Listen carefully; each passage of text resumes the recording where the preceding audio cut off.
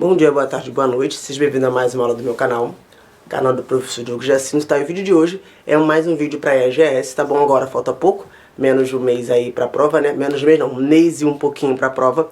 E hoje nós vamos falar, né? Vou falar com vocês um tópico sobre sinais vitais, tá bom? E da parte de sinais vitais, o que nós vamos falar vai ser sobre a temperatura, tá bom?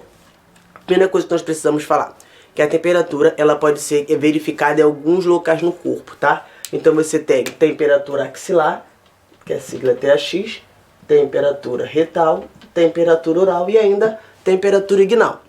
De todos esses locais, tá, o local cujos valores encontrados são mais fidedignos é a temperatura retal. Tá? Então, temperatura retal é a temperatura que o valor é mais fidedigno. Por quê? Não sofre influência do meio.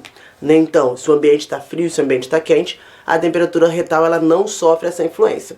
Porém, né, tendo em vista a conveniência, os riscos de infecção, não é o tipo de temperatura, o local de temperatura mais verificado na área hospitalar, tá? O local que mais sofre influência do meio é a temperatura chamada de axilar, tá? É o local, se o ambiente está frio, ela vai alterar, se o ambiente está quente, ela vai alterar.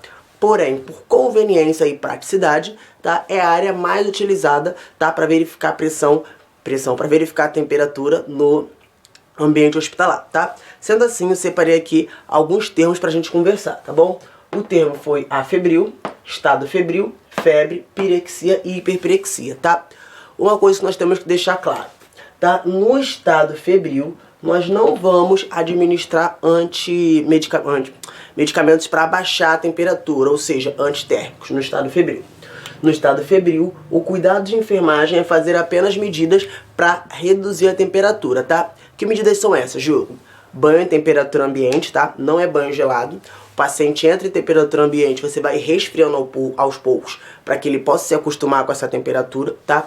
Compressas frias em região frontal, tá? Axilar, inguinal e região dos pés, tá bom? Então são medidas aí para reduzir a temperatura, tá? Banho em temperatura ambiente e aplicação de compressas frias, quando você está aqui, no estado febril. Da febre para baixo, tá? É necessário sim você iniciar a administração de um antitérmico, tá? Agora vamos entender.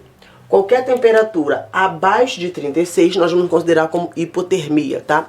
Então, se o seu paciente faz uma temperatura abaixo de 36, vai ser hipotermia. Vai ser afebril, ou seja, sem febre, se a temperatura do seu paciente ficar de 36,1 até 37,2, ou seja, é normal, tá? Estado febril, começou a ficar quentinho, mas ainda não está com febre. É de 37,3 a 37,7. Não entra com medicamento, faz aquelas medidas que nós conversamos para reduzir a temperatura, tá? Pirexia, de 39 a 40, tá bom? E vai ser hiperpirexia sempre que a temperatura passar de 40,1. Então fez 40,5, já é hiperpirexia, tá? Então recapitulando aqui. Pressão, vocês meio que pressão arterial hoje, gente. Eu, hein? Então recapitulando aqui. Temperatura. Lugares para verificar a temperatura. Temperatura axilar, temperatura retal e temperatura oral. Além da temperatura inguinal, tá bom? Porém, o local mais fidedigno, temperatura retal, tendo em vista que não sofre influência do meio. O local mais utilizado, temperatura axilar, por conta da praticidade. Termos técnicos. Qualquer valor de temperatura encontrado abaixo de 36, hipotermia. Entre 36,1 e 37,2, estado febril. De 37,3 a 37,7, tá?